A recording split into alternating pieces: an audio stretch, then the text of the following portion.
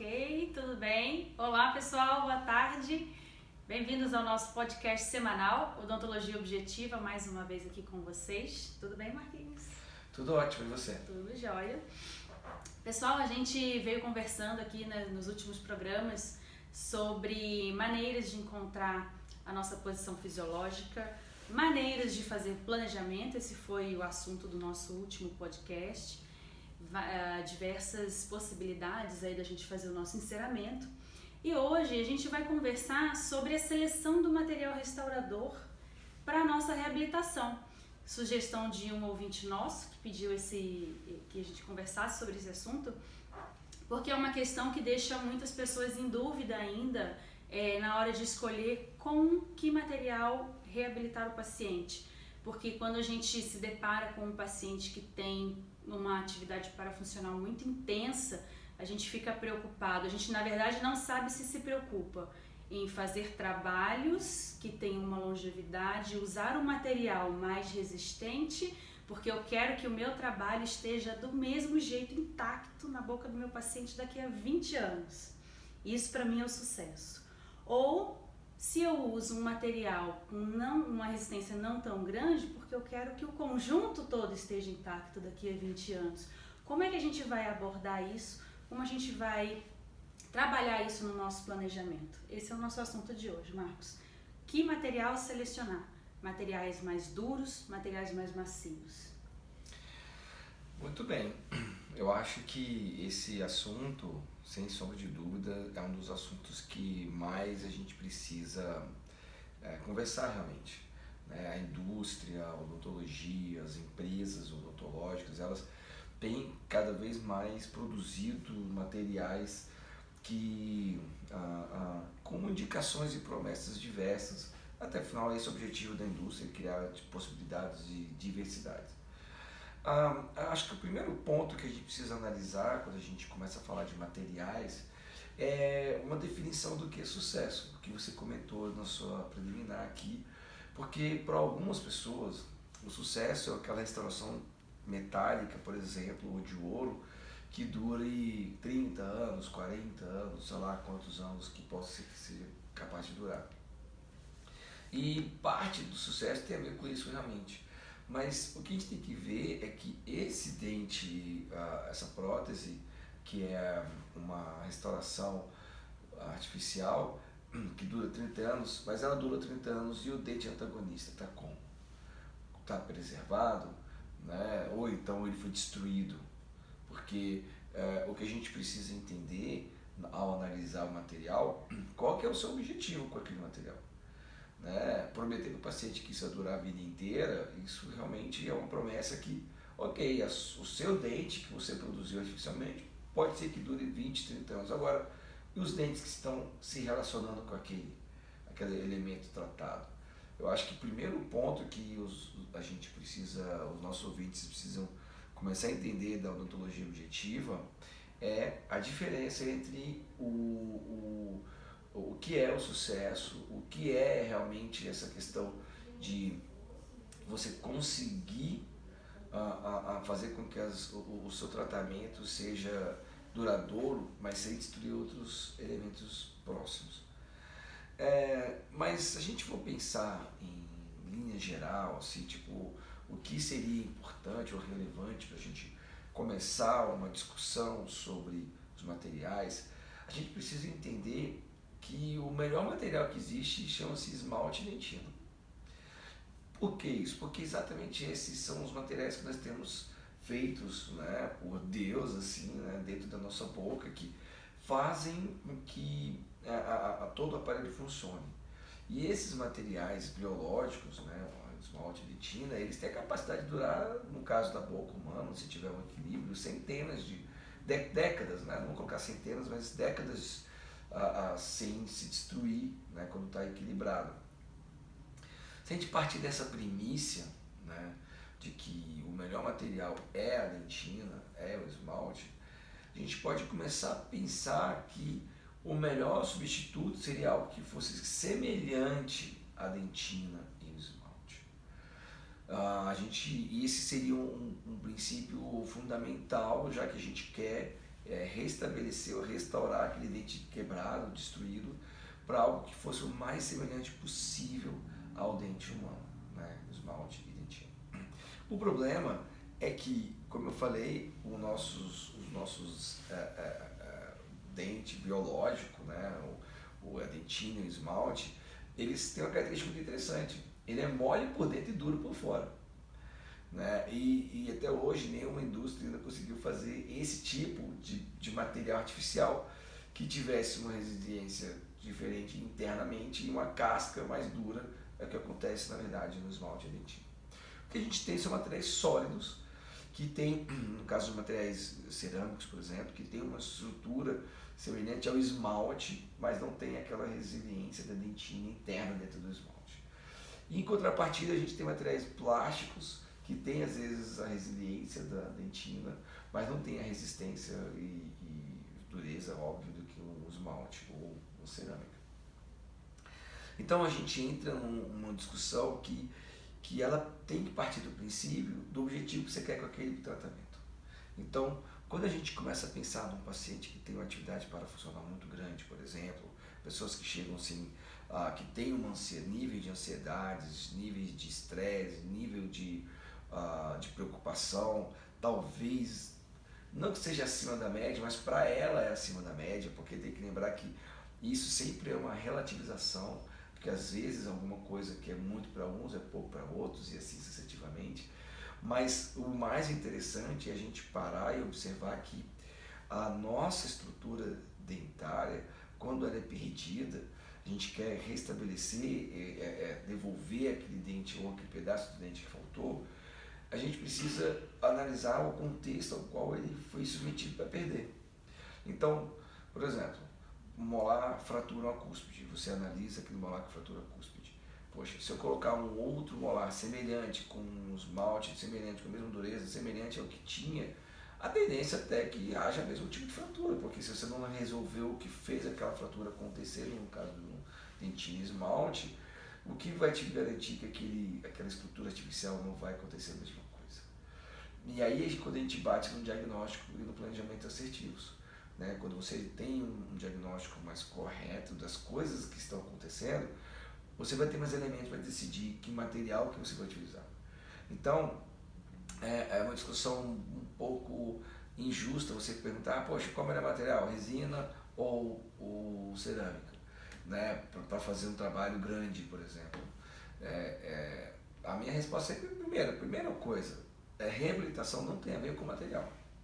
Reabilitação pode ser feita com ortodontia, pode ser feita com resina, com cerâmica, com cirurgia ortognática, ou seja, a reabilitação ela não tem relação com cerâmica ou material. Ou com implante, por exemplo, se é um pino, se é uma coroa, ou se é uma prótese fixa, ou se é uma prótese móvel. A reabilitação tem a ver com o equilíbrio, é restabelecer o equilíbrio. Enquanto você vai falar de material, o primeiro ponto que a gente tem que colocar em consideração é, se você tiver um objetivo claro de onde você quer chegar, que é o primeiro ponto que a gente levantou, você vai usar material que você tem mais domínio. E você precisa entender que cada material tem suas vantagens e suas desvantagens. Cada tipo de estrutura, ação que você fizer, a sua reabilitação, ela vai ter, algumas vão ter algumas vantagens e outras vão ter outras vantagens. Por exemplo, a resina, ela tem desvantagem que com certeza ela tem uma resistência a desalinhamento menor, então ela vai ter uma longevidade de forma menor. Porém, se você erra a forma é mais fácil corrigir. Então você tem uma certa, você tem uma margem de curva de aprendizado que tem que ser levada em consideração. Então, se você tem algum tipo de situação clínica onde você está na fase de curva de aprendizado, por exemplo, você não tem costume de fazer reabilitação. Eu estou falando de reabilitação de restabelecer equilíbrio. Se você começa fazendo reabilitação em resina, você acaba tendo um pouco mais de flexibilidade de correção, de você se adequar no meio do caminho. E se você depois que fizer em resina, testar, ver que está tudo certo, aí você trocar por uma cerâmica é um caminho mais lógico para mim, para quem está começando. A grande questão que eu vejo, Amanda, é que a grande maioria dos profissionais que quando vão escolher o material, procuram às vezes duas coisas. Um material mais duro porque vai a chance de quebrar menor, né? Outro, querem fazer em resina porque na hora é mais barato, mais fácil de vender. Ou seja, são dois grandes jargões assim que a gente escuta dos profissionais no dia a dia, estão ali no rala mesmo, não é discussão de congresso, discussão de clínica, que às vezes a gente vê que os dois pontos de vista mais comuns que a gente mais escuta estão totalmente equivocados no que se refere à decisão adequada para o tratamento, entende? Eu acho que o material ele tem que estar muito atrelado ao diagnóstico inicialmente. Eu acho que o equívoco maior está na questão do diagnóstico mesmo, porque como você comentou anteriormente sobre o molar que fraturou a cúspide, se aquele molar foi restaurado com uma resina, fraturou novamente, né, porque a causa não foi removida. A tendência geral é que se procure uma cerâmica mais dura e mais dura e mais dura, né, sem prestar atenção no motivo e no diagnóstico, né, que com o diagnóstico correto você pode indicar qualquer que seja o material, né, ali dentro, né, das possibilidades. Então a questão maior mesmo está no diagnóstico, não na seleção do material.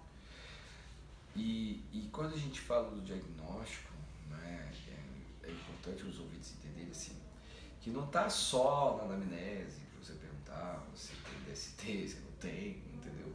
E não está só também na montagem do articulador. Nesse caso de seleção do material, tem a questão de analisar o paciente parafuncional, como você falou. Chega um paciente com a boca muito destruída, que se autodestruiu durante os anos, quebrando, fragilizando o sistema, rangendo, tendo básculos, etc. E ele chega para você reabilitar, ou seja, você equilibrar aquele sistema, é muito mais indicado que o profissional que está em uma curva de aprendizado, na base daquela curva principalmente, que ele faça todo o planejamento com materiais mais flexíveis no que se refere a correções, sabe? Então, esse é um ponto que eu acho que é muito interessante. Então, por exemplo, seria interessante a pessoa testar o mockup funcional, por exemplo, antes de fazer 10 peças cerâmicas definitivas, se você está na fase de aprender a entender melhor como que se faz o equilíbrio. Agora, selecionar o material por estar duro e por ser duro, ele tem uma tendência de durar mais, isso infelizmente não é verdade, sabe? Então, por exemplo, de silicato de lítio é muito bom, muito útil, por exemplo, assim, principalmente para pilares que precisam de mais resistência. A gente também com relação a lentes de contato muito delgadas, muito finas, ou seja, você precisa de uma resistência maior, um material um pouco mais resistente, mas não para poder evitar quebrar, é mais porque vai ficar um material tão delicado que se puder ter uma resistência maior, melhor. Já quando você pensa assim, como você comentou, você faz uma restauração, aí aquela restauração vira um bloco, aí você faz um material de resina, quebra de novo, vira um bloco maior, você faz de um silicato, um zircônia, e aí ele para de quebrar. Só que daqui a um tempo, e esse tempo pode ser rápido, dependendo da atividade profissional desse paciente, o antagonista vai sofrer. O que eu tenho recebido muito aqui no consultório é pacientes que têm problemas em alguns dentes e eu vejo os antagonistas, o colega que fez aquele antagonista, aquele trabalho no antagonista que era uma coroa, ou era um bloco, ou era um implante, ele quis tanto devolver a naturalidade, ou deixar aquilo lá o mais próximo da natureza possível, que ele reproduz inclusive o problema. Ele faz a coroa, ele faz o bloco, ele faz o implante com o mesmo toque de interferência que gerou o problema. Só que agora com o material bem mais duro, né, existe a tendência agora do antagonista começar a sofrer. E esse eu acho que é um dos pontos que eu mais tenho visto acontecer. sabe? Eu observo muito que a gente tem uma premissa de se quebrar que quebre o outro, não o meu trabalho. Essa premissa de se quebrar, quebre o outro e não o meu trabalho, ela vem até de uma certa preocupação na Europa e nos Estados Unidos dos processos, né? Ou seja, você faz uma coroa no paciente e se quebrar aquela coroa em tanto tempo você pode ser processado, ou enfim, tem uma série de problemas jurídicos assim. Esse tipo de lei do consumidor, vamos chamar assim, que é justa, inclusive, de uma certa forma, tem que ter um certo controle sobre isso, senão também vira uma bagunça. Às vezes gera uma decisão equivocada do profissional em prol de uma solução muito...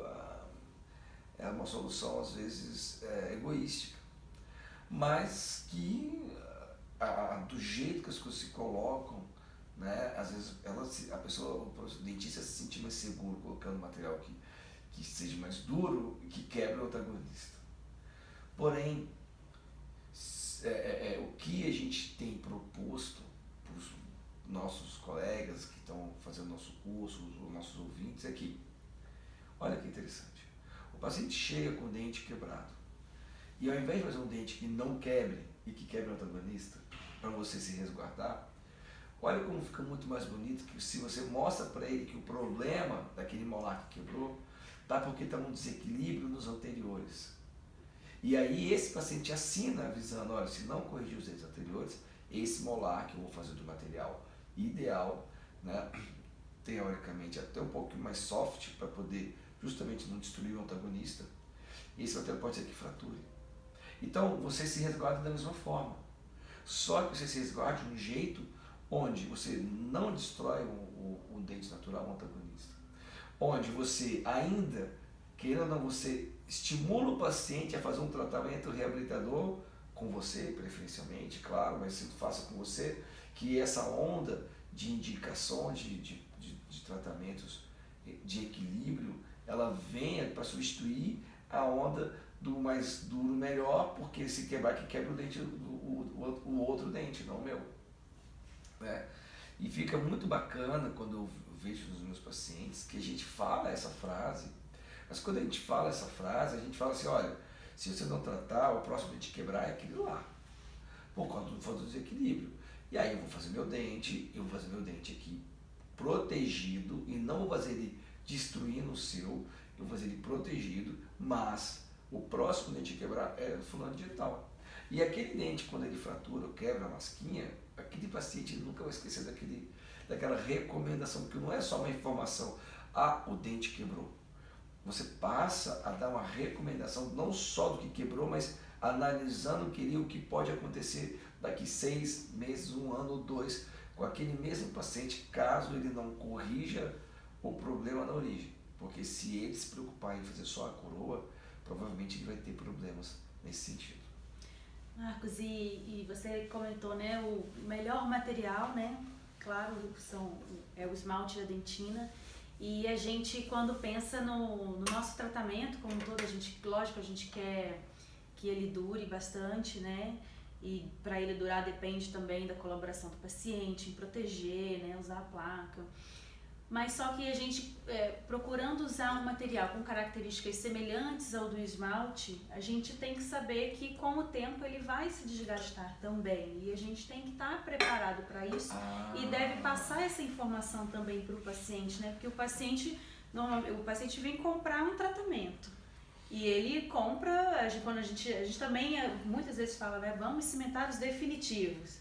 Para ele é um definitivo para a vida inteira. Então, assim, eu acho legal a gente conversar com o paciente que esse tratamento ele está inserido num sistema, né, que evolui com o tempo, que se desgasta, que precisa de proteção, precisa de manutenções, né? Porque é natural que isso aconteça. E até falar para ele que é natural que se a sua dentição não tivesse nenhum tipo de restauração, ela ia desgastar dessa forma. Perfeito. Então, assim, as restaurações que eu estou colocando, estou te entregando agora, definitivas, elas também vão desgastar com o passar do tempo, porque isso é natural.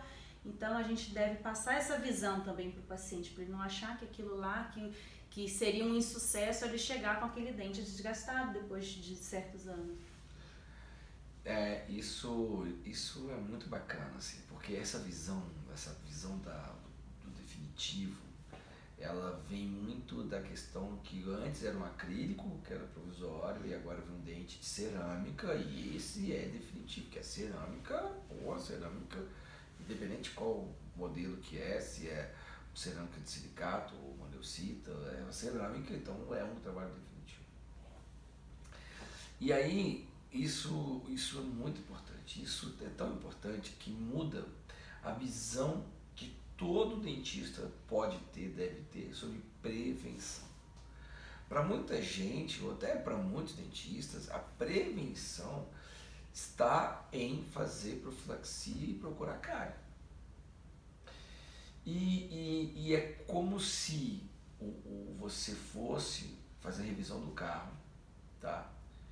E o mecânico olhasse pneu, olhasse motor, mas não olhasse o freio. Ou seja, o carro como um todo, e eu estou falando do carro para fazer uma analogia com o corpo, como um todo, ele tem desgaste. Ele vai sofrendo com o tempo, principalmente associado a vários fatores externos, como ansiedade, estresse, hábitos, cigarro, bebida, não fazer ou não atividade física, estresse, enfim, morte na família, divórcio, sabe? Ou seja, momentos que a nosso tipo de sociedade vive, que gera crise financeira, né? Crise nos relacionamentos, enfim, isso tudo adoece a nossa geração e faz com que essa geração tenha a chance de desgastar mais rápido os dentes, né? Tem uns estudos que mostram que com o aborígene, os crânios se achavam com os dentes todos cerrados, gastos, né? Acabou a pilha? Os aborígenes, né, eles tinham dentro de uma certa os hábitos alimentares, alimentos extremamente mais duros, é óbvio, mas também um estresse muito maior. Os caras estavam tentando, cada dia tinha que procurar, eles, né, é nítido isso, e cada dia era um dia, e o estresse era muito grande, né? Hoje a gente tem, apesar de ter muita facilidade em muitas coisas, o nosso nível de estresse é muito grande. Então, a prevenção não está mais só em aprender a escovar os dentes e fio dental e olhar o paciente, está justamente em analisar, inclusive, os desgastes que estão acontecendo. Porque quando você faz uma guia de lateralidade, guia no canino, você faz o lateral e no canino, quando você faz isso, naturalmente, que esse atrito entre as duas pontas, ela vai gerar um desgaste disso.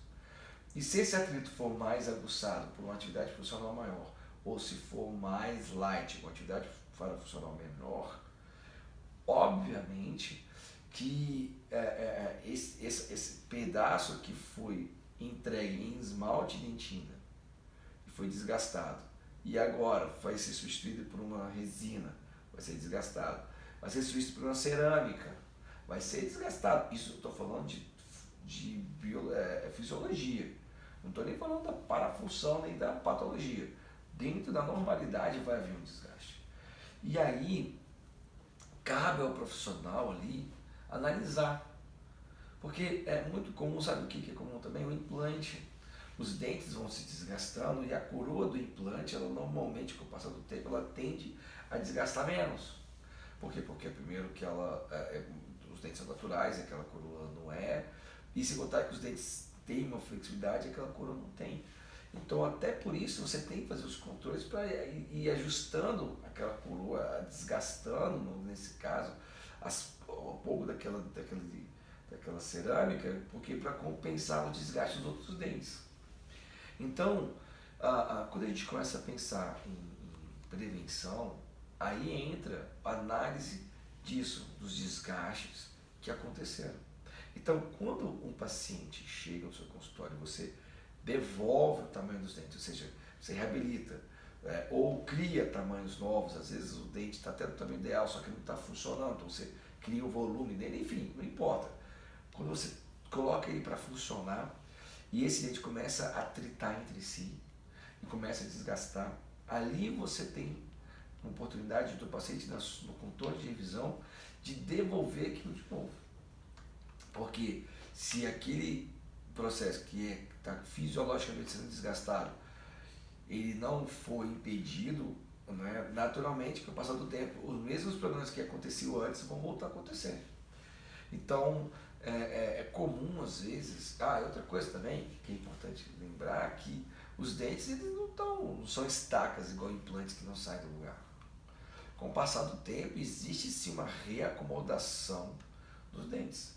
E essa reacomodação dos dentes, ela pode gerar, inclusive, às vezes, afastamento de diastemas, pode gerar toque fora do eixo, o não axial gera consequências até de posicionamento.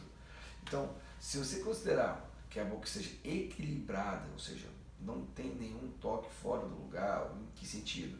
Os dentes anteriores estão criando guias longos e suaves, e os dentes posteriores estão criando o máximo de contato possível para evitar que essa dimensão seja diminuída. Se você considerar isso, mesmo funcionando de forma adequada, vai haver uma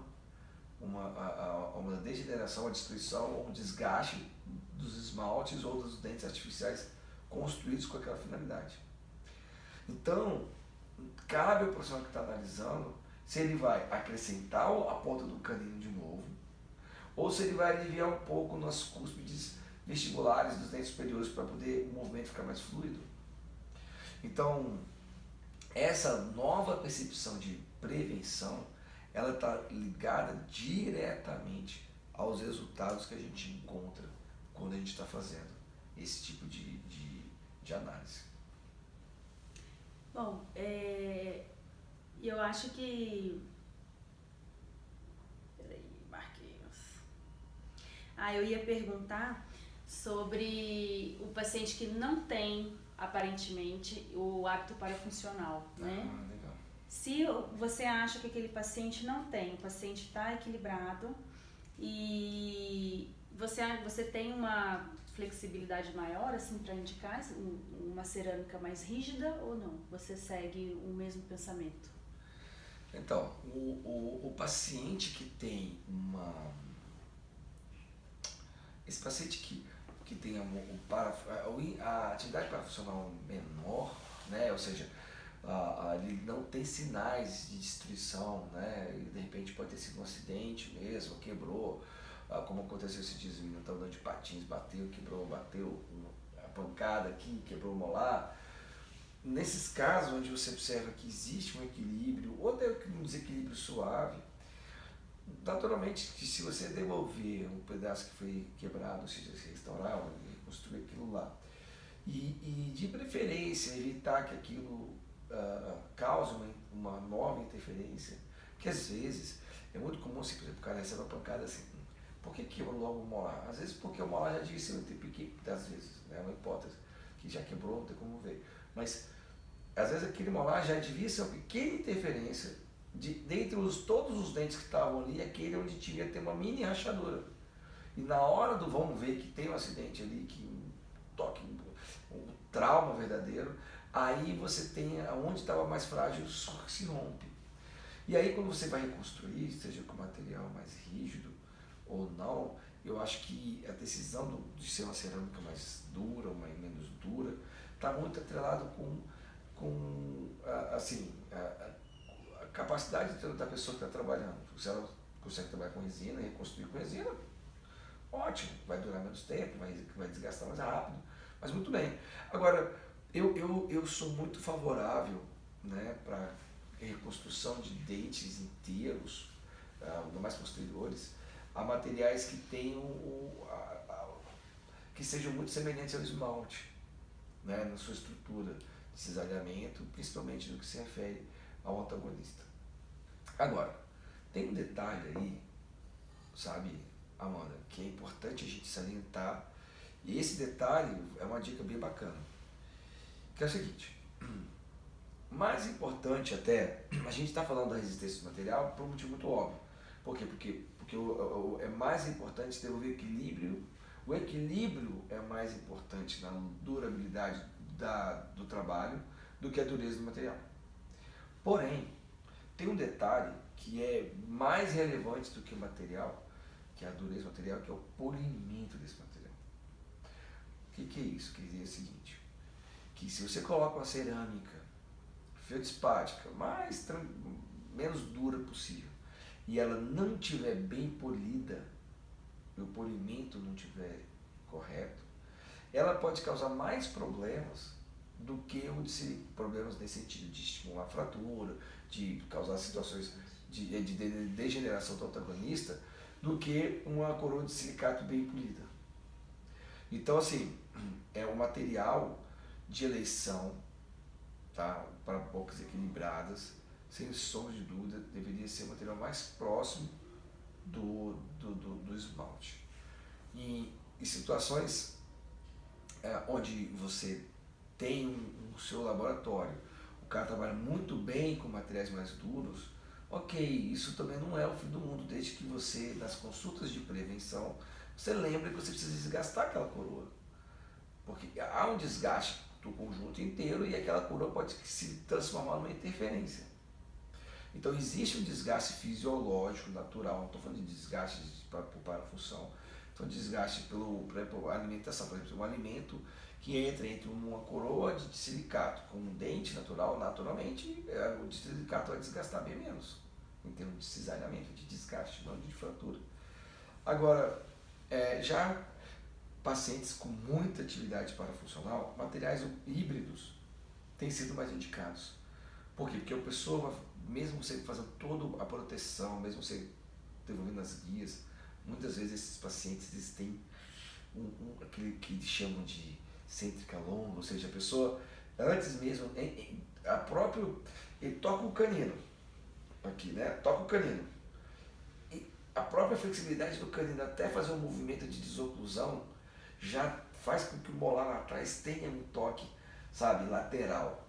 E para pacientes que têm uma parafunção, muita atividade muito forte, ainda mais com apertamento juntos, o material híbrido, ou seja, que material híbrido? O material não é uma resina só com cargas inorgânicas maiores, mas sim com uma parte em resina da parte cerâmica, mais ou menos isso. O material ele tem ele é um pouquinho mais resistente a cisalhamento, a fratura do que a resina e um pouquinho menos duro do que uma cerâmica. Então ele dá por isso que chama material híbrido.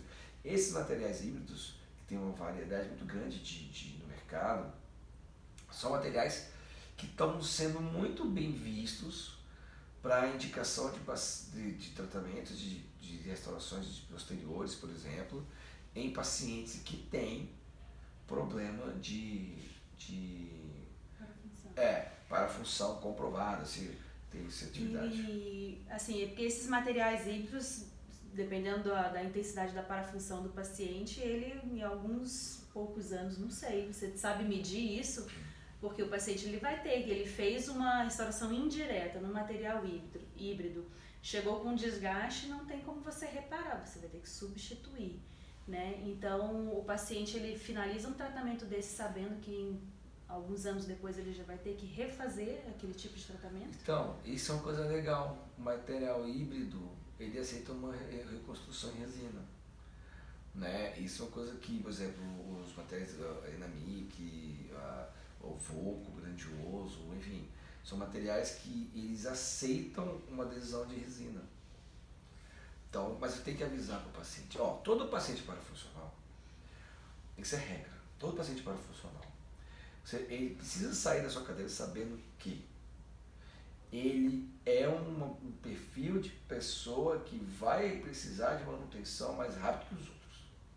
Ele é o perfil de pessoa que vai ter um desgaste mais rápido que os outros. Se for resina, se for material híbrido ou se for cerâmica. Se for cerâmica, se for de plástico, até mesmo de silicato.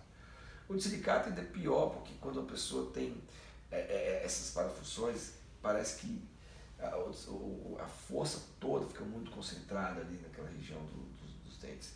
Tanto é que a gente tem visto muita fratura de materiais rígidos, justamente por causa disso. porque a força excêntrica, né, é muito cruel, né, inclusive para materiais materiais extremamente rígidos, né, como esses que a gente tem falado. Agora, a grande questão é, todo paciente parafuncional que senta no seu consultório, ele precisa entender que ele é um motociclista numa rodovia usando só um capacete, enquanto ele tem do lado uma carreta, do lado ele tem pessoas andando de carro, ele é um motociclista, ele é o mais frágil da história. Então ele tem que sair de sua cadeira sabendo, olha, você vai desgastar mais rápido. Como é que eu faço para evitar isso, doutora? Você vai ter que usar uma placa. Mas para o resto da vida? Não, só enquanto você quiser que os dentes não desgastem, porque de dia, inclusive isso às vezes de dia, né? Durante a Copa, né? O técnico da França, que tinha uma atividade parafuncional diurna muito clara durante os jogos, ficou um símbolo emblemático do que é esse bruxismo de vigília, ou seja, bruxismo onde você está acordado, mas o sistema parasimpático ele está atuando sem você notar. Da mesma forma que as pessoas às vezes ficam tremendo a perna, às vezes está ansiosa vendo alguma coisa e treme a perna, tem gente que fica rangendo.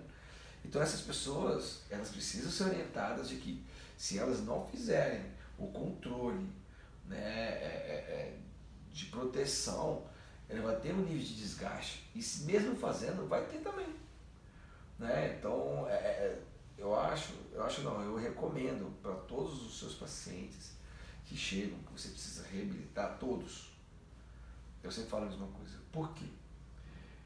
Porque a gente nunca sabe quem é o parafuncional ou não. E lembra que a parafunção, ela pode ser cíclica. Ou seja, num momento da vida, aquele momento a pessoa está tranquilona, mas daqui a pouco morre um parente, a pessoa fica em estresse. Aí daqui a pouco ele esquece aquela pessoa e ele está tranquila. Aí daqui a pouco ela divorcia. Aí ela fica feliz, não, tô brincando. Aí ela divorcia, de repente pode passar por uma crise.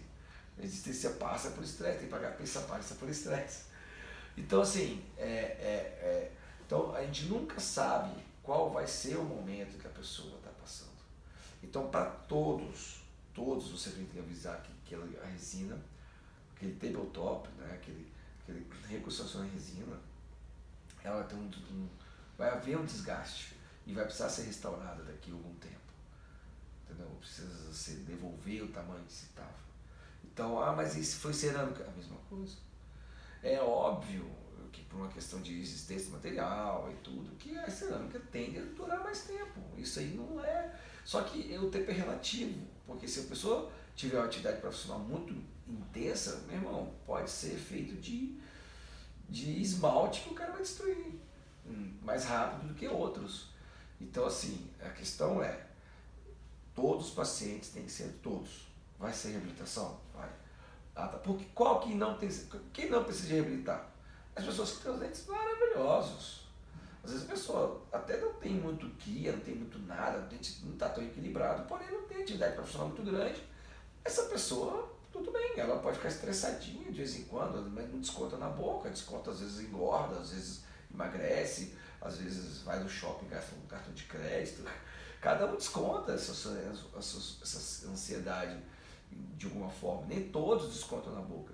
É óbvio, uma coisa que eu conversei com os alunos no nosso webinar Tira Dúvidas, é que naturalmente a gente que trabalha com odontologia, e ainda mais que você vai virando uma referência nesse assunto para os colegas, você vai ter a impressão que todo mundo tem problemas. Só que não é que todo mundo tem problemas, é que todo mundo que te procura tem um problema de desoclusão, de desequilíbrio com a atividade profissional normalmente. Porque as pessoas que têm pouca atividade profissional, elas vão para os dentistas fazer a limpezinha lá, o dentista do convênio, nada contra o dentista do convênio, assim, mas ele vai lá no mais simples, vai lá fazer a limpezinha, volta. Ele não vai procurar tratamentos mais sérios se ele não tem problema. Né? Então eu acredito que não é que todo mundo tem desoclusão equilibrada, não, mas os que tem, a gente tem que estar preparado a escolher o material de forma adequada. Escolher o material baseado no que você quer. Se você quer que o seu paciente, que esse trabalho dure e você não tenha nenhum processo se ele quebre, é você orientar seu paciente que ele precisa ser reabilitado para que o material não quebrar. E se ele for reabilitado, que ele entenda que isso não é para sempre. Por quê? Porque a desoclusão, a PFM, ela é dinâmica.